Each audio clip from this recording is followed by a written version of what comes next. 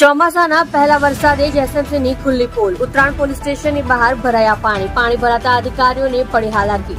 પાણી ભરવાને સાથે police station પર આવતા લોકોને પણ ફરીને જવા માટે થયા મજબૂર। ઉત્તરાયણ પોલીસ સ્ટેશન જૂનું અને નવા પોલીસ સ્ટેશનના સંપર્ક થયા વિહોણા।